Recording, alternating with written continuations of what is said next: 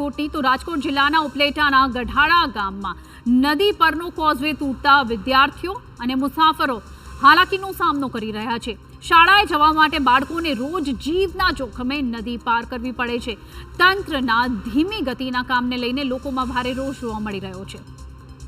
તો સાથે જ આપને જણાવી દઈએ કે આ સૌપ્રથમ આ દ્રશ્યો જુઓ ગઢાળા ગામમાં કે જ્યાં કોઝવે તૂટી જતા વિદ્યાર્થીઓને અને લોકોએ મજબૂરી તેમની બની છે કે આ રીતે નદી પાર કરવી પડે છે। વહેણમાં ચાલતા બાળકોનો જીવ જાણે તાંતણે લટકતો હોય તેવી સ્થિતિ અહીં સર્જાઈ છે। આ દ્રશ્યો ખૂબ જ ગંભીર સવાલો ઊભા કરે છે। કોઝવે છેલ્લા ઘણા સમયથી તૂટેલી હાલતમાં છે, પરંતુ તેનું સમારકામ ગોકળગાય ગતિએ ચાલી રહ્યું છે। તંત્રના બેદરકારીના કારણે વિદ્યાર્થીઓ સહિત મુસાફરોને ભારે હાલાકી સહન કરવી પડી રહી છે।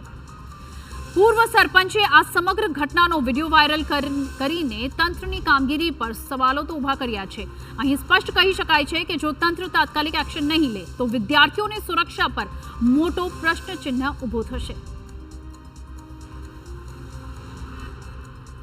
20 દિવસથી બોટડેમ ઓવરફ્લો થવાને કારણે ગઢાળા ગામનો મુખ્ય રસ્તો જે કોઝવે આવેલ છે તે કોઝવે ખૂબ જ વરસાદને કારણે પૂરને કારણે કોઝવે તૂટી ગયેલ છે। કોઝવેના 2 ભાગ થઈ ગયા છે, પરંતુ ગઢાળાની સામે કાંઠે રહેતા વિદ્યાર્થી જે લોકોને આ રસ્તો ઓળખવા માટે ખૂબ મુશ્કેલી પડે છે, તેમજ જીવના જોખમે તેમના વાલીઓ આ વિદ્યાર્થીઓને અહીં ઉતારવા માટે જાય છે। ત્યારે અમારી એવી માગણી છે કે આ વિદ્યાર્થીઓને જો ફરીને જાય તો 12 કિલોમીટર ફરીને જવું પડે છે, જેથી કરી અને વિદ્યાર્થીઓ ગઢાળા પ્રાથમિક શાળાએ આવતા હોય, જેને કારણે જીવને જોખમે આ વિદ્યાર્થીઓ ઉતરતા હોય। ત્યારે અમારી એવી માગણી છે કે હવે વરસાદે વિરામ લીધો છે, ત્યારે આ રસ્તો કામ ચલાવ જો તાત્કાલિક રિપેર કરવામાં આવે તો ગામ લોકોનો પણ પ્રશ્ન હલ થાય, એસટીનો પ્રશ્ન હલ થાય તેવી અમારે ગામ લોકોની માગણી છે।